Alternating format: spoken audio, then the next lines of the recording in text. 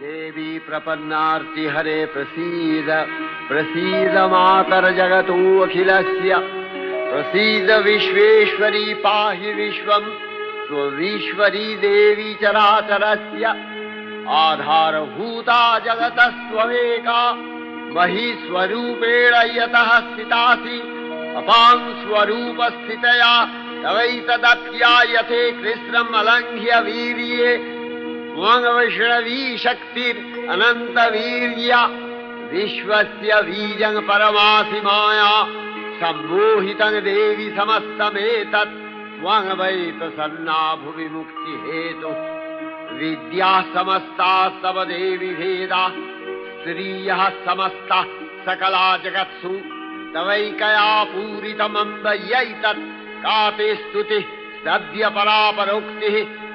सर्वभूता यदा देवी स्वर्गमुक्तिप्रदायिनी त्वं स्तुता स्तुतये का वा भवन्तु परमोक्तयः सर्वस्य बुद्धिरूपेण जनस्य हृदि संस्थिते स्वर्गापवर्गदे देवी नारायणी नमस्तुते कलाकष्टादिरूपेण परिणामप्रदायिनी विश्वस्योपरतौ शक्ते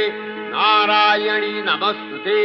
सर्वमङ्गलमङ्गल्ये शिवे सर्वार्थसाधिके शरण्ये त्र्यम्बके गौरी नारायणी नमस्तुते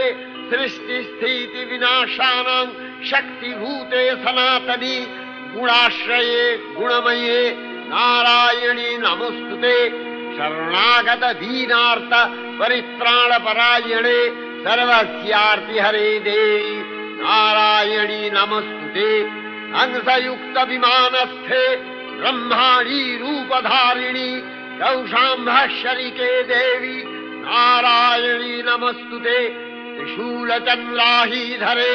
महावृषभवाहिनी माहेश्वरी स्वरूपेण नारायणी नमस्तुते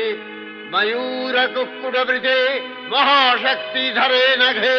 कौमारी रूपसंस्थाने नारायणी नमस्तुते शङ्खचक्रगदाशारं गृहीत परमायुधे प्रसीद वैष्णवी रूपे नारायणी नमस्तुते गृहीतोग्रमहाचक्रे दंश्रध्रीतव सुन्दरे वराहरूपिणी शिवे नारायणी नमस्तुते निसिंहरूपिणुग्रेण अद्भुतदैत्यानि कृतोद्यमे त्रैलक्ष्यप्राणसहिते नारायणी नमस्तुते किरीटिनि महावज्रे सहस्रनयनोज्ज्वले वृत्रप्राणहरे चैन्द्री नारायणी नमस्तुते शिवदूती स्वरूपेण हतदैत्यमहाबले घोररूपे महारावे नारायणी नमस्तुते दंशाकरालवदने शिरोमाला विभूषणे चामुण्डे मूर्णवसने नारायणी नमस्तुते लक्ष्मी लज्जे महाविद्ये श्रद्धे पुष्टि स्वधे ध्रुवे महारात्रि महाविद्ये नारायणी नमस्तुते मेधे सरस्वती वरे भूतिवभ्रवितामसि नियते त्वं प्रसीदे।